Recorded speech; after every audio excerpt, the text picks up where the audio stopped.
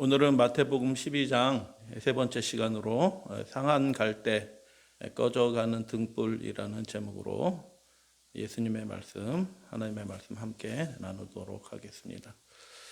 어떤 사람들은 희망이 없다고 얘기하는 사람이 혹 있어요. 근데 인간의 주관으로 그렇게 얘기하는 거죠. 그러니까 하나님 살아 계시고 하나님이 하실 일들이 여전히 계시고 인간의 보는 것보다 더 많은 것을 모르시는 하나님 계시고 인간이 할 수 없는 것을 하시는 하나님이 계십니다. 그래서 있습니다.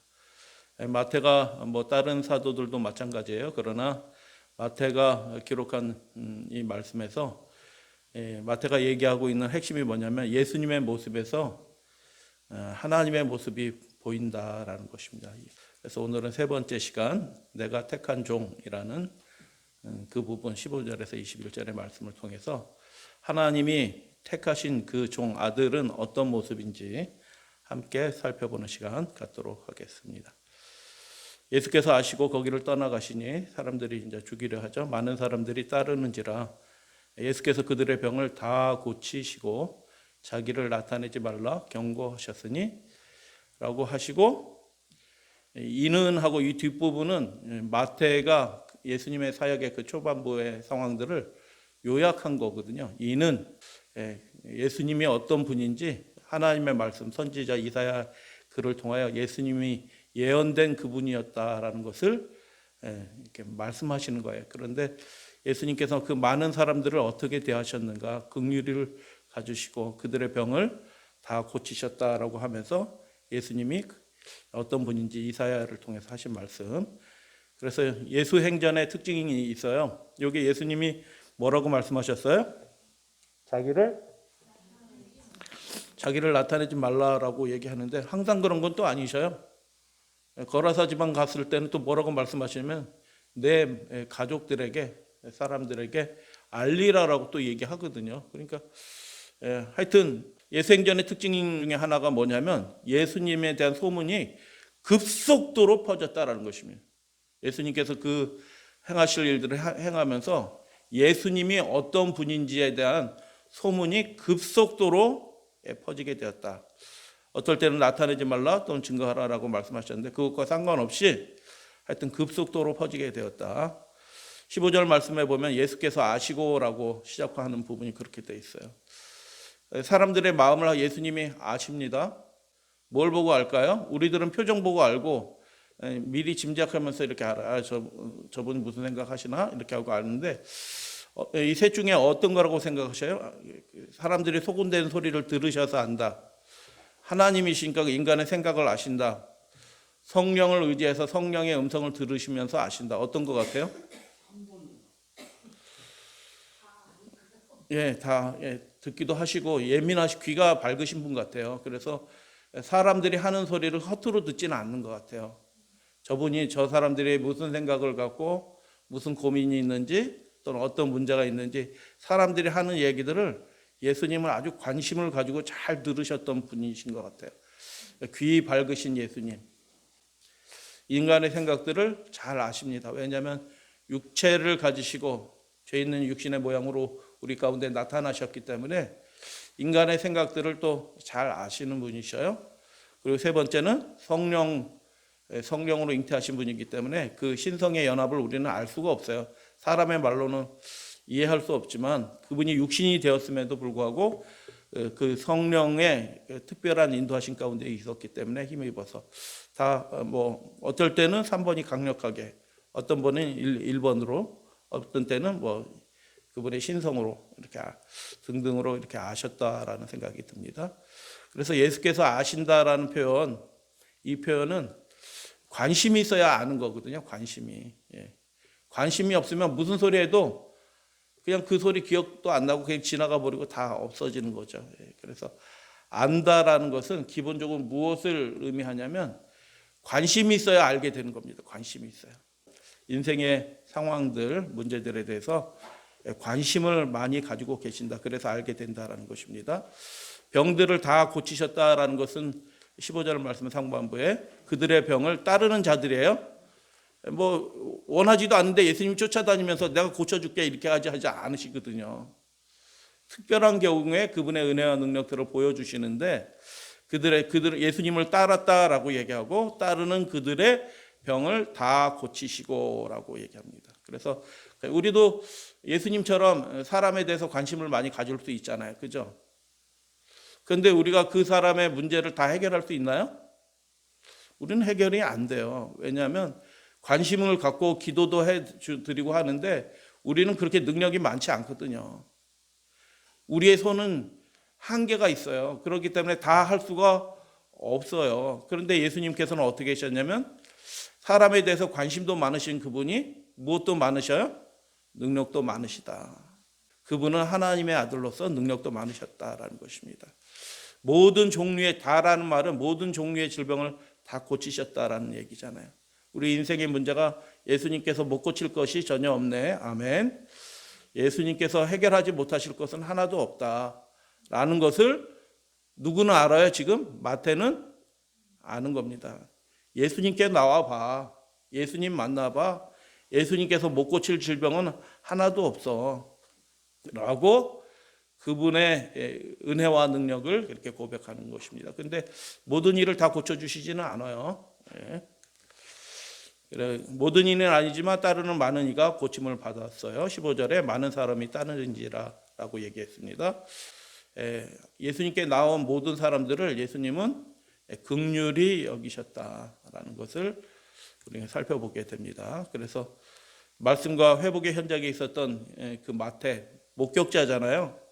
예수님이 어떤 분이신지, 어떤 사랑을 가지고 계셨는지, 어떤 능력을 가지고 계셨는지 마태는 그 생생한 장면의 현장에 있었던 목격자였습니다. 가장 가까운 데서 보았던 목격자는 예수님의 모습을 야 예수님은 이런 분이야 라고 나타내고 증거했거든요. 그런데 뭐라고 예수님의 사역을 이 앞부분에서 뭐라고 요약을 했냐 하면 이사야 말씀이 벌뜩 떠올랐네요.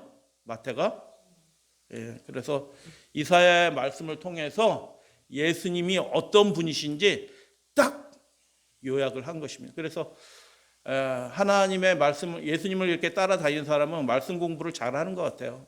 그리고 기본적으로 예수님이 어떤 분인지 알면서 예수님의 어떤 부분을 그냥 자기 말로도 얘기하지만 성경의 적절한 말씀들이 탁탁탁 영감으로 떠오른다라는 것을 생각해 보게 돼요. 18절 보라 내가 택한 종 곧 내 마음에 기뻐하는 바 내가 사랑하는 자로다. 내가 내 영을 이사야는 신으로 번역이 됐는데 영신 뭐 비슷한 개념으로 이해하시면 되겠어요. 내가 내 신을 누구에게 줄 터이니 그에게 줄 터이니. 여러분 하나님의 마음을 하나님의 영을 우리에게 준다. 그러면 우리의 삶이 어떻게 바뀔까요? 그 뒷부분의 모습이에요. 여러분 우리가 예수 그리스도의 영 성령을 통해서 우리가 예수 그리스도의 영을 나눠받는 사람이에요. 예수 그리스도의 영이 없으면 예수 그리스도의 사람이 아니다라고 로마서 8장에서 바울은 얘기합니다. 그러니까 예수 그리스도의 영, 하나님의 신, 하나님의 영이 우리에게 반드시 있게 되고 우리의 삶에도 이런 모습이 자연스럽게 반드시 나타나게 된다라고 하는 것이에요. 그 뒷부분의 모습들이 7가지예요. 예수님에 관한 모습이 7가지인데 첫 번째 모습들을 쭉 이렇게 한번 살펴볼 거예요.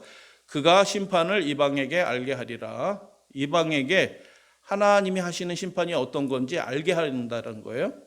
그는 다투지도 아니한다라고 얘기합니다. 들레지도 아니하리니라고 얘기합니다. 우리의 삶과 함께 비교해 볼 거예요. 아무도 길에서 그 소리를 듣지 못하리라. 예수님의 모습이 어떤 모습 같아요? 앞부분 슬쩍 보니까 예수님은 그렇게 큰 소리 내면서 자기 주장하시는 분은 아니다. 하나님의 신이 함께 있으면 그 하나님이 하실 일들을 전적으로 믿는 믿음이 있는 것 같아요. 그래서 인간의 마음에 조급해서 막 소리 지르고 내 거 챙기려고 막 큰 소리를 치고 하는 일들을 한다 안 한다? 안 하는 것 같아요. 하나님의 신이 함께하면 다른 모습의 사람이 되는 것 같아요. 20절 말씀 유명한 말씀이죠. 마태만 기록한 유명한 말씀 다 같이 한번 봉독하겠습니다. 상한 갈대 시작. 상한 갈대를 꺾지 아니하며 꺼져가는 심지를 끄지 아니하기를 심판하여 이길 때까지 하리니라고 말씀하셨어요. 굉장히 중요한 말씀인데 이사야랑 비교해서 살펴볼 거고요. 하박국하고도 살펴볼 거고. 근데 앞부분만 생각하는데 마태가 기록한 의도는 뒷부분에 강조가 더 있는 것 같기도 해요. 심판하여 이길 때까지 예수님께서 어떻게 해요? 그 일들을 계속 하실 거다. 포기하지 않으실 거다. 그분이 결국 이기실 거다. 하나님의 영이 함께 하는 사람은 중간에 몇 번 하다 포기하지 않는다라는 거죠.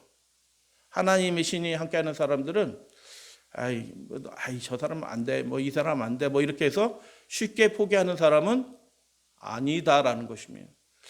그래서 하나님의 영이 강력한 사람들은 사람을 좀 다르게 보는 것 같아요. 근데 하여튼 그런 마음이 듭니다. 마음의 부담감이 많이 돼요.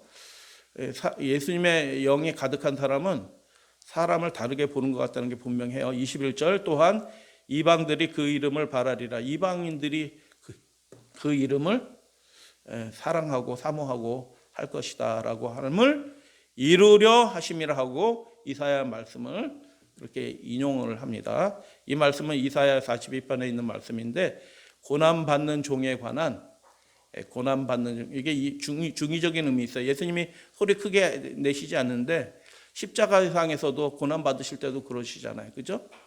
그래서 굉장히 중의적인 의미인데 십자가 상황에서만 그런 것이 아니라 그분의 일상생활에서도 역시 마찬가지예요. 예수님은 그렇게 소리 지르시는 분이 아니에요. 그래서 이제 자세히 살펴볼 것입니다. 야훼께서 택하신 종의 모습. 그래서 여기서 택했다, 종이다, 기뻐하다, 사랑한다라는 얘기가 있는데 첫 번째 하나님의 종이라는 겁니다. 여러분 우리가 하나님의 종 맞죠? 하나님의 종이에요. 그러니까 우리가 하나님의 종이라는 것은 하나님께 속한 사람이에요. 하나님께 속한 사람. 그래서 예수 그리스도께서 하나님의 아들이시면서 어떻게 사셨어요? 하나님의 종처럼 그렇게 순종하면서 하나님의 뜻을 받들어 사셨어요.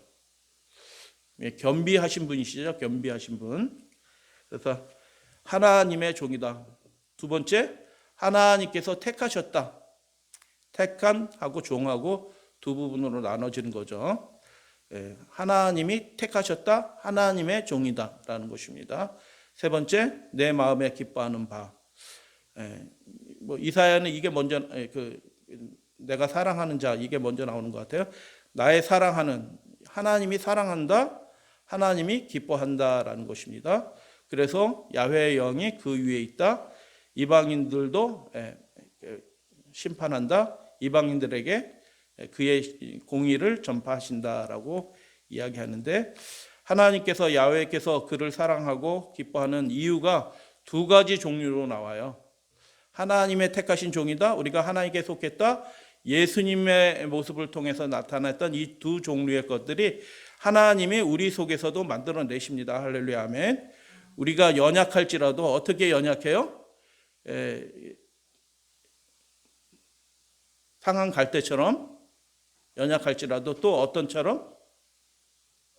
꺼져가는 등불처럼 연약할지라도 하나님은 전능하시기 때문에 그분의 사랑은 끝이 없으시기 때문에 그 연약한 지체의 모습을 통해서도 하나님이 아들의 모습을 통해서 나타난 이 형격한 그분의 품성의 모습들이 그 연약한 지체들을 통해서 나타날 수 있게 하신다. 할렐루야 아멘. 그러니까 우리의 모습이 나 같은 사람이 어떻게 하나님의 영광을 드러내겠어? 오히려 연약한 자들의 모습을 통해서 하나님의 어떠하심이 쉽게 더 강력하게 더 분명하게 나타날 수 있다. 그래서 하나님께 제일 문제가 있는 사람은 뭐냐면 교만한 사람이에요. 하나님 없어도 내가 정직하게 깨끗하게 잘 살 수 있을 것처럼 생각하시는 분들이 하나님의 영광이 거의 잘 안 드러나요. 내가 죄인이고 하나님의 도움 없이면 나는 살 수 없다라고 생각하는 사람, 하나님을 전적으로 의지하는 사람, 그런 사람들에게 예수 그리스도에게 나타나셨던 그 두 가지 종류의 어떠함이 이제 나타납니다. 19절 말씀 다 같이 읽겠습니다. 시작. 그는 다투지도 아니하며 들레지도 아니하리니 아무도 길에서 그 소리를 듣지 못하리라. 왜 다투게 됩니까? 지기 싫어서 다투는 거죠. 손해보기 싫어서 다투는 거죠. 자기 고집이 있어서 다투는 거죠. 근데 예수님은 그렇게 다투실 필요가 없어요. 왜냐하면 예수님은 자기 뜻을 이루고 싶은 건 하나도 없어요. 하나님과 그분의 뜻밖에는 없기 때문에 다툴 일들이 자기 이익을 위해서 다툴 일이 없어요. 목소리 크게 낼 필요도 없어요. 그런데 그 당시 종교인들, 바리새인들과 율법사들은 어떻게 해요? 길거리에서 자기 목소리를 크게 낸단 말이죠. 자기가 다 아는 것처럼 막 큰 소리를 내서 가르치고 주장을 하고 하는 일들을 종종 했어요. 당시 종교인들은요. 그러니까 예수님은 가르치실 때도 뭐 이렇게 거만하게 뭐 이렇게 가르치시지 않으시고 다른 방식으로 사랑하는 마음으로 또는 하나님을 깊이 깨닫도록 가르치셨다. 들렌다라는 말이 무슨 뜻이에요? 소리 지른다는 뜻이에요. 소리 지른다는. 여러분 어쩔 때 소리 지르셔요? 뜻이 다를 때. 뜻이 다를 때 소리 지르게 되죠. 부부간에도 소리 좀 지르시나요? 순식간에 지르죠. 순식간에 지르잖아요. 순식간에 와 하고 지르잖아요. 다툴 때 조용조용 다투시는 분 혹시 보셨나요? 아 그래요? 아 그렇군요. 아 그래요. 아 뭐 이렇게 하시는 분 보셔요? 그래서 이게 죄인의 모습이고요. 다투는 모습이 죄인의 모습이고 소리를 지르는 모습도 그 당시에 종교인들의 그 어떠한 모습들이에요. 근데 예수님은 전혀 자기의 이름을 위해서 목소리를 내지 않아요. 자기의 영광을 위해서 큰 소리로 말하지 않아요. 그렇기 때문에 요한복음 19장에 보면 종교인들과 그 유대인들이 뭐라고 얘기해요? 저희가 소리 지르되 없이하소서 빌라도의 법정에서 저를 십자가에 못 박게 하소서. 들레다라는 소리예요. 들레다라는 말이 소리 지른다는 뜻이거든요. 그래서 그들이 막 소리를 지르는 모습으로 나타나고 십자가 옆에서도 역시 마찬가지예요. 이런 사람들이 이제 아까 우리 마태복음 단락 읽을 때 하나님의 심판 얘기했잖아요. 이런 사람들이 하나님의 자리에 앉아서 심판하면 어떻게 될까요?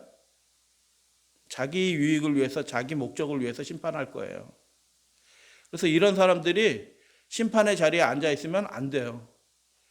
내 자신이 어떨 때 겸비한 마음으로 이렇게 하나님의 나라를 위해서 어떤 판단을 하고 할 때는 뭐 문제가 없을 것 같아. 기도하면서 협력하면서. 근데 내가 영적인 상태가 하나님의 영으로 하나님의 신으로 충만하지 않은 상태에서 어떤 판단을 하게 된다고 하면 그 판단이 문제가 될 경우들이 종종 있어요. 그래서 여러분 하나님이 그를 기뻐하시는 사랑하시는 첫 번째 이유는 그분의 성품이 온유해요. 하나님처럼 하나님 닮으신 분이셔요. 그렇게 자기 유익을 위해서 큰 소리 내고 자기 목적을 위해서 집요하게 계속 어떤 주장을 하려고 하시는 분이 아니에요. 그분 안에 하나님의 나라가 있었습니다. 그렇기 때문에 그분은 절대로 인생하고 다투거나 자기 주장을 이겨먹으려고 막 이렇게 큰 소리를 내거나 내 주장만 옳다고 막 이렇게 끝까지 고집부리면서 주장하지 않는다라는 거예요. 전혀 그렇게 하지 않으셨다. 그분의 품성이 고귀한 품성이었다라는 것입니다. 두 번째 종류는 뭐냐면 그분의 행위가 보통 사람하고 다른 거예요. 하나님의 아들인데 어떻게 보통 사람처럼 그렇게 행동하겠어요. 20절 말씀 상한 갈대를 어떻게 한다고요? 꺾지 아니하며 꺼져가는 심지를 여러분 심지가 뭔지 아세요?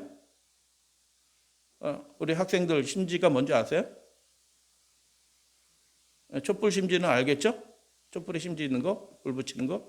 등잔도 예전에 심지를 불러서 이렇게 해서 했죠. 접시 위에다 놓고 이렇게 해가지고 이렇게 심지 넣어가지고 하기도 하고 그랬어요. 꺼져가는 심지를 끄지 않으시고 뒷부분에 강조가 있다는 말씀을 드렸어요. 심판하여 이을 때까지 하리니. 그래서 여러분 도장 새기는 분들 보시면 알겠지만 그 도장이 나무가 단단해요? 물러요?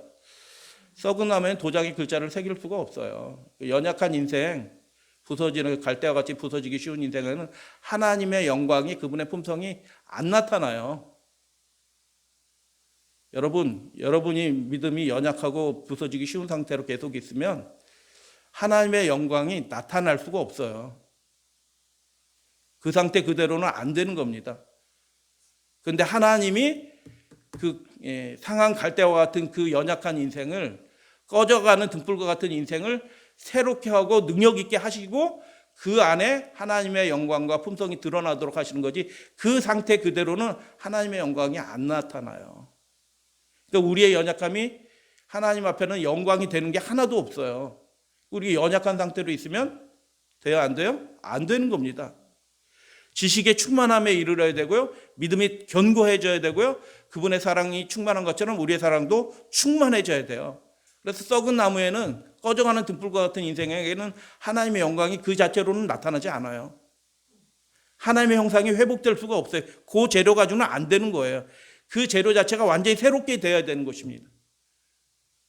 그래서 상한 갈대를 꺾지 아니하고, 하나님은 이렇게 좋으신 분이구나, 그런 뜻이 아니에요. 그러니까 하나님이, 마태가 얘기한 얘기가, 예수님은 그냥 긍휼이 많으신 분, 거기서 끝난 게 아니에요.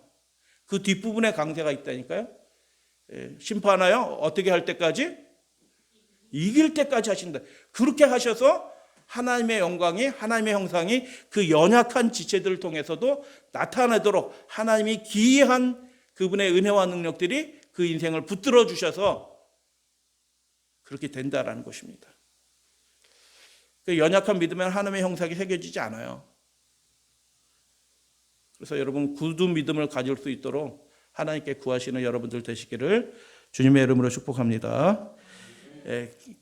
사람은 그래서 이 썩은 나무에 죽었다 깨도, 아무리 도장 잘 파는 사람도 썩은 나무에 도장을 새겨서 그거 사용할 수 있을 만큼 기술 좋은 사람이 있어요, 없어요? 도장의 장인이라도? 사람은 안 돼요. 안 되는 거 분명한 겁니다. 그래서 이사야 42장을 보면, 내가 붙드는 나의 종, 내 마음에 기뻐하는 나의 택한 사람을 보라. 내가 나의 신을 그에게 주었다. 그가 이방에게 심판이라고 얘기했는데 여기서는 공이라고 얘기해요. 그래서 심판하면 나쁜 것처럼 보이지만 심판은 하나님이 죄인을 살리시기 위해서 하는 행위예요. 공의의 행위예요. 그래서 하나님의 공의는 옳고 그름을 나누는 게 공의가 아니에요. 하나님의 공의는요, 그 인생을 살려주시는 것이 하나님의 심판이고 공의다라는 것을 명확하게 이해를 하셔야 돼요.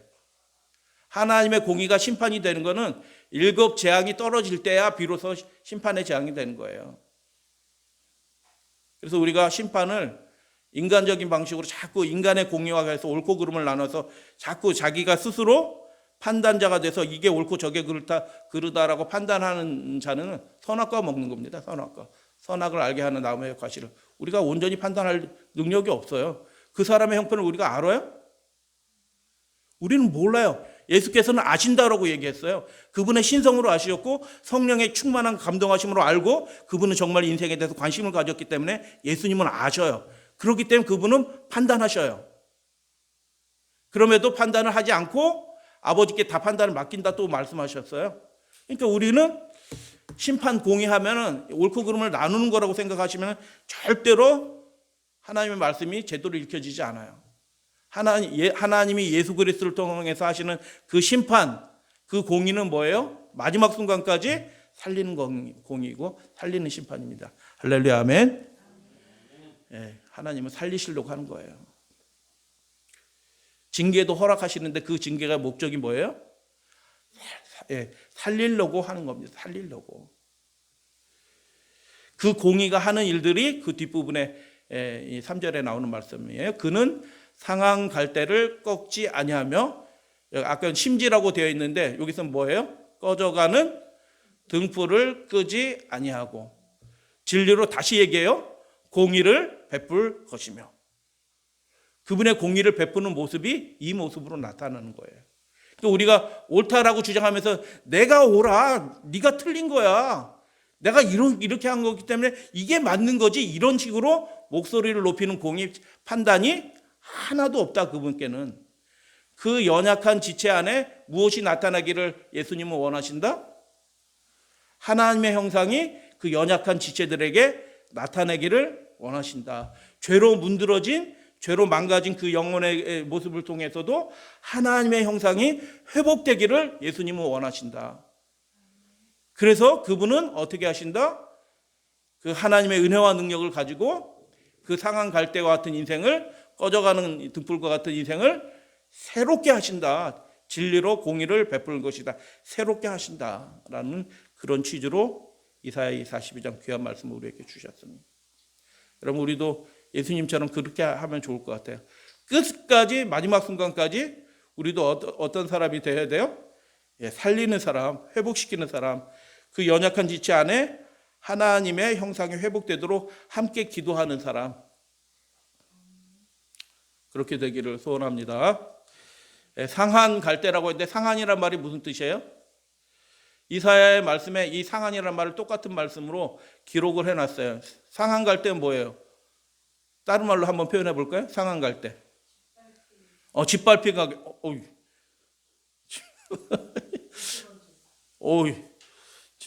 집사님은 목숨 걸고 성경 읽으시다 보니까 요즘에 성령 충만하신 것 같아요.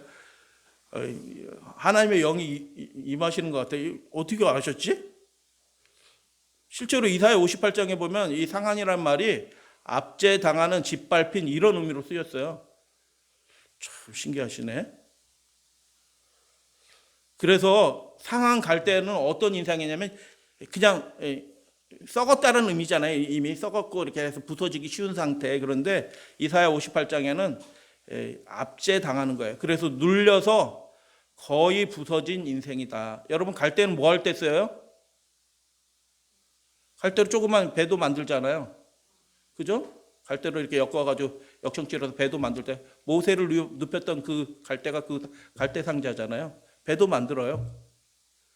갈대 가지고 뭐 해요? 제일 중요한 거? 청량자를 만들어요. 청량자. 돌돌돌 말아가지고 뭐 사랑키 규붓을 하든지 뭐 이렇게 해서 청량자를 만들거든요. 근데 그걸 돌돌돌 말아가지고 든든하게 해야지 잔으로 또 할 거 아니에요. 근데 그게 다 썩어 문드러져 가지고 다 조각이 나버렸어. 그럼 그거 가지고 자를 만들 거예요? 아니면 배를 만들 거예요? 아무 쓸모가 없어요. 그러니까 압제당하고 눌려서 거의 부서진 그 인생 그 자체로는 하나님의 나라의, 하나님의 형상의 어떤 모습이 안 나타나는 겁니다. 그러니까 그 상태에서 어떻게 돼야지 하나님의 형상이 나타나요? 회복이 돼야지 하나님의 형상이 나타나는 거예요. 그 부서진 상태 그 자체는 하나님의 형상이 아니에요. 죄로 문드러진 그 상태는 하나님의 형상이 아니라니까요. 여전히 은혜가 임하긴 하지만 그 자체로는 하나님의 형상이 아니라는 뜻이에요. 예수님이 어떤 분이라? 하나님께서 택하신 종, 그 마음에 기뻐하신 종, 그 종은 무엇을 하신 사람이다?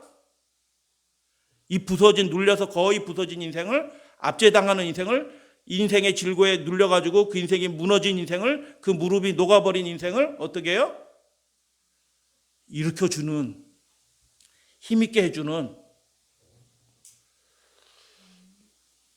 그런 일들을 하는 종이 나의 종이다.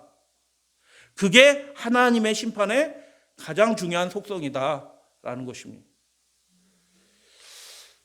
꺼져가는 등불이라고 얘기했는데, 꺼져가는 이란 말이 무슨 뜻일까요? 여러분, 등불 켜보신 분은 아실 거예요. 등불은 어쩔 때 꺼져가요? 기름이 있어도 등불이 꺼져요. 심지가 있어도 등불이 꺼져요. 어쩔 때 그래요?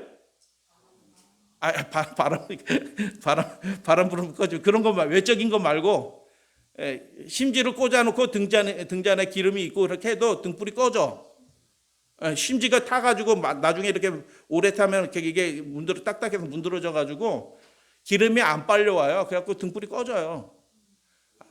그죠? 예전에 등불 켜보신 분들은 다 알 거예요. 그래서 골로 난포불이라고 하는 그 난포불도 이거 중간에 이렇게 잘라주잖아요. 올린 다음에 이만큼 잘라줘야 이제 불이 잘 올라서 환하게 비치지. 이게 그 심지가 타서 눌러붙으면은 등불이 꺼져 가는 거예요. 그래서 꺼져 간다는 것을 사무엘상 3장에 보면은 점점 어두워져 간다. 여러분, 우리의 믿음이, 우리의 인생의 전망이, 소망이 점점 밝아지시게 되길 바랍니다.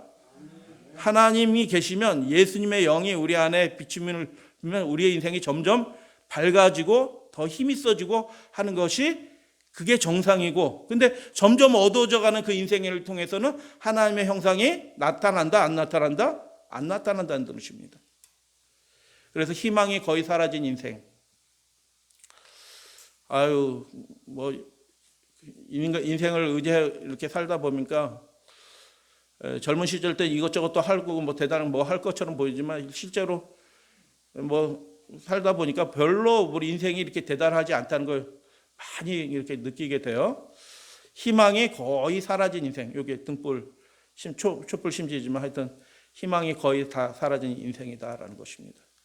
그런데 여전히 하나님은 하실 일이 있다. 할렐루야, 아멘. 하나님의 공의는, 그분의 의는 마지막 순간까지 살리는 공의로 우리에게 역사하시고, 그 상한 인생을, 꺼져가는 인생을 새롭게 하여 주신다. 그 바로 다음 장면의 평행 구절인 누가복음 8장입니다. 거라사 광인입니다. 이는 예수께서 이미 더러운 귀신을 멍하사 이 사람에게서 나오라 하셨습니다. 이 장면이 뭐예요? 상한 갈대와 같은 그 인생을 어떻게 해요? 새롭게 하시는 장면이에요. 나와라 명령하시는 겁니다. 그 상태 그대로, 귀신 들린 그 상태로는 하나님께 영광이 돼야 안 돼요? 안 되는 거예요. 그렇기 때문에 하나님의 긍휼을 입는 사람이지만 그 상태로는 하나님께 영광도, 하나님의 형상으로 어떤 모습도 드러나지 못해요. 그러니까 하나님께서는 우리를 긍휼히 여기시는 그분이 상한 갈대를 꺾지 아니하시고 꺼져가는 심지를, 등불을 끄지 아니하신다는 얘기는 무슨 뜻이에요? 그 연약한 인생을 하나님의 형상이 드러나도록 그를 새롭게 하여 주신다. 불에 타서 다 그슬려서 재가 되어야 될 그런 나무 토막과 같은 인생을 그 불에서 건져내셔서 하나님의 나라의 새로운 나라를 위해서 쓰임받는 새로운 인생이 되도록 하신다라는 것입니다. 하나님이 그를 기뻐하시는, 사랑하시는 이유가, 그의 행위의 목적이 어떻게 해요? 사람들에게 하나님의 나라와 하나님의 형상이 회복되기를 원하는 마음으로 그가 어떤 일을 한다라는 것입니다. 그래서 우리 인생에서 할 수 있는 제일 고귀한 행동들이 뭘까요? 이 희망이 사라져버린 것 같은 그 인생, 다 부서져서 짓눌리고 있는 그런 인생, 그런 인생들을 어떻게 해요? 그 인생들에게서 하나님의 형상이 회복될 수 있도록, 우리가 온전하게는 못하지라도, 다 그렇게 할 수는 없을지라도 그런 마음으로 기도하고 연합하면서 그 일들을 하게 될 때, 그 행위가 누구의 행위에 닮아 있어요? 예수님, 하나님의 아들이신 나의 사랑하는 종, 내가 택한 종 예수님과 닮은 사람이 된다라는 것입니다. 여러분, 그래서 우리가 심판할 때, 우리는 심판을 자꾸 정죄라고 생각해요. 옳고 그름을 나눈 거라고. 그거는 하나님이 하시는 심판하고 아무 상관이 없어요. 우리가 만약 그렇게 되면 감히 하나님의 자리에 앉아서 신성모독을 하는 거예요. 신성모독. 절대로 우리는 판단하지 않고, 우리가 행위하는 동기는 뭐냐? 그 연약한 인생이 그 모습을 통해서 하나님의 나라가 회복이 되도록, 하나님의 모습이 드러나도록 해야 된다. 그래서 연약해진, 쓸모가 없어진 그런 인생, 하나님께서는 그게 제일 쉽게 하는 거 뭐예요? 상한 갈대는 어디에다 쓸까요? 불쏘시개로도 못 써요. 왜냐하면 화력이 약해가지고. 여러분, 썩은 나무가 불이 세요? 아니면 잘 말라진 그래도 튼튼한 나무가 불이 세요? 썩은 나무는요, 갈대도 마찬가지. 다 썩어가지고 부서지는 거는 그건 불쏘시개라도 못 써요. 그러니까 아무 쓸모가 없어진, 연약해진 그런 인생은 어떻게 하냐? 그냥 갖다 버리는 것입니다. 그게 사람들이 하는 일반적인 방식이에요. 쓸모가 없어요? 갖다 버려요. 포기해버리는 것입니다. 근데 예수님은 어떻게 한다고요? 포기하지 아니하시고 어떻게 한다고요? 그 인생을 새롭게 해서 새롭게 한다라는 것입니다. 연기 내는 심지, 희망이 거의 사라졌습니다. 사람들이 어떻게 해요? 등불을 켜야 되니까 그 심지 뽑아버리고 어떻게 새 심지 갖다 꽂는 거예요. 사람들은 다른 거 갖다 꽂아요, 쉽게. 너 그만해라 하고 뽑아버리고 새 심지는 쌩쌩한 애들 갖다 꽂아서 일 잘하게 한단 말이죠. 영어도 잘하고 뭐 노래도 잘하는 그런 사람 딱 꽂아서 쓰지, 영어도 못해, 노래도 못해, 설교도 못해, 뭐 그런 사람 쓰지 않는다는 거죠. 그런데 심지어 불을 내기 위해서 어떻게 해요? 다시 불을 붙이기 위해서 그것을 잘라서 그렇게 버리지 않고 이렇게 해가지고 그가 빛을 낼 수 있고 다시 빛을 낼 수 있도록 고쳐주신다. 그게 하나님의 아들의 행위이다. 그래서 그 모습이 누구의 모습이에요? 하나님의 모습이에요. 그렇기 때문에 그 하나님의 모습을 닮은 예수 그리스도 아들의 모습을 통해서 나타나는 그 행위가 하나님을 기쁘시게 하고 하나님의 사랑을 받도록 그렇게 한다라는 것입니다. 바로 앞절 우리가 배웠죠. 예수님은 뭘 원하신다고요? 제사보다 자비를 원하신다. 하나님의 모습이에요. 양들이 구덩이에 빠져 있으면 안식일에 어떻게 한다? 붙잡아 내지 않겠느냐. 예수님은 뭘 원하시는 거예요? 그 연약한 인생들이 다시 회복될 수 있도록 예수님은 원하시는 것입니다. 제가 글을 하나 읽어드릴게요. 이 모습은 실제 우리의 모습이기도 합니다. 아브라함은 노인이었고 야곱은 불안한 상황에 있었으며 레아는 예쁘지 않고 요셉은 매도당했으며 모세는 말더듬이었고 기브온은 가난하였으며 삼손은 의존적이었고 라합은 부도덕했으며 다윗은 가늠했을 뿐만 아니라 온갖 가정 문제를 가지고 있었으며 엘리야는 자살을 생각했고 요나는 마지못해 하는 사람이었으며 나오미는 과부였고 침례요한은 괴팍한 행동의 소유자였으며 베드로는 즉흥적이고 성격이 급한 불 같았으며 마르다는 늘 걱정이 많았고 사마리아 여인은 여러 차례 결혼 생활에 실패했으며 삭개오는 사회에서 따돌림 당했고 도마는 의심이 많았고 바울은 건강에 문제가 있었고 디모데는 마음이 연약했습니다. 여기서 멀쩡한 사람이 있어요? 없어요? 하나님이 쓰신 사람 중에서 멀쩡한 사람 누가 있을까요? 멀쩡한 사람 한 사람도 없습니다. 다 고쳐서 쓰신 겁니다. 새롭게 해서 쓰신 것입니다. 할렐루야 아멘. 그들 모두 다 여러 가지 실패와 약점을 가지고 있습니다. 우리와 똑같습니다. 실패한 점, 약점들이 있었습니다. 그러나 하나님께서 쓰시는데 아무런 문제가 없어요. 왜냐하면 하나님은 새롭게 하시거든요. 하나님은 그들 모두를 하나님의 나라를 위해서 쓰셨다. 마찬가지로 하나님은 우리가 더 이상 핑계대지 않는다면 저는 안 돼요. 저는 안 되는 것 같아요. 저는 이렇게 살래요. 하는 사람들은 하나님의 은혜와 능력을 경험하지 못합니다. 하나님 새롭게 해주세요. 주님의 나라를 위해서 하나님의 영광이 드러나기를 원합니다. 내 모습 속에서 예수님의 형상이 회복이 되기를 원합니다.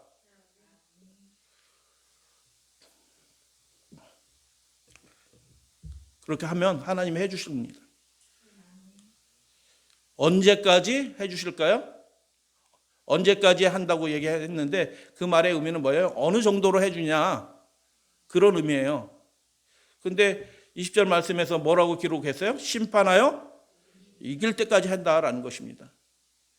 하박국 1장 말씀 잠깐 읽어드릴게요. 율법이 해이하고 정의가 전혀 실행되지 못하오니 왜냐하면 악인이 의인을, 그러니까 악인이 훨씬 많아졌어요. 그래서 율법이 희미해지고 하나님의 공의, 하나님의 심판이 전혀 시행되지 못하고 있다. 이 나라 망해가고 있다라고 얘기합니다. 악인이 득세했다라고 얘기합니다. 하나님을 아는 하나님의 신이 없는 사람들이 가득하다.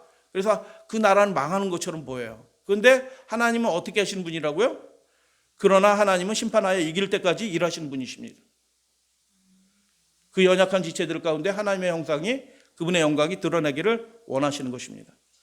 그분은 긍휼이 많으시고 능력이 크십니다. 그분은 살려내실 수 있는 분이십니다. 기도하시면 되는 겁니다. 간절히 눈물을 흘리면서 그분을 붙드시면 그 일이 이루어집니다. 우리에게 부족한 것은 그것이지 하나님의 능력이 우리에게 부족한 것은 아니다라는 것입니다. 그분의 보좌를 붙드십시오.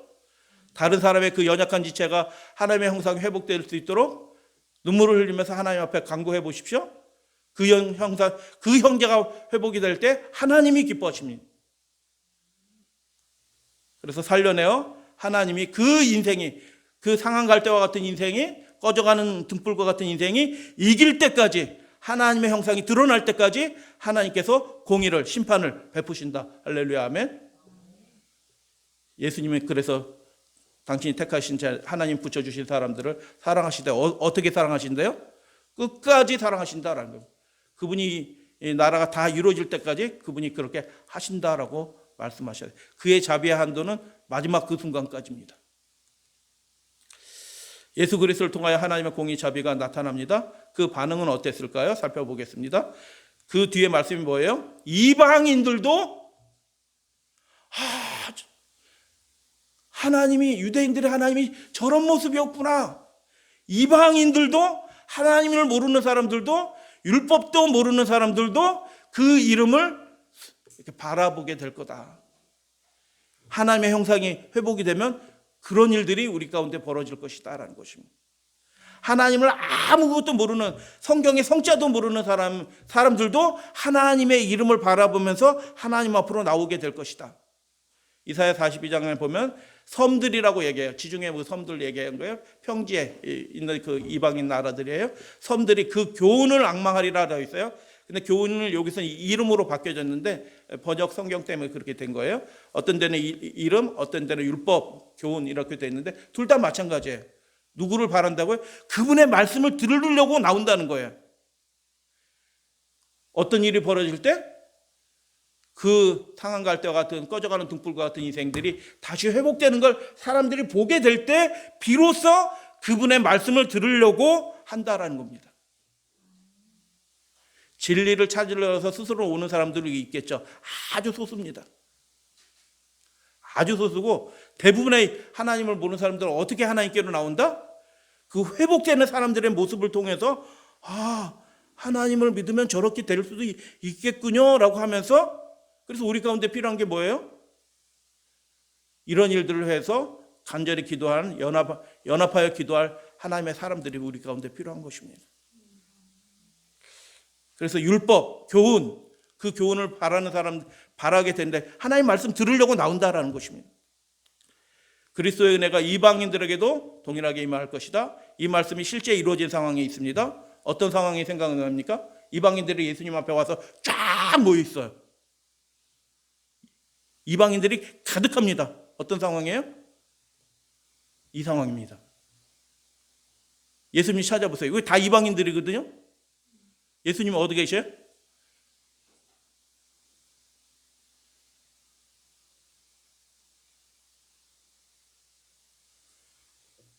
예수님 여기에 계십니다.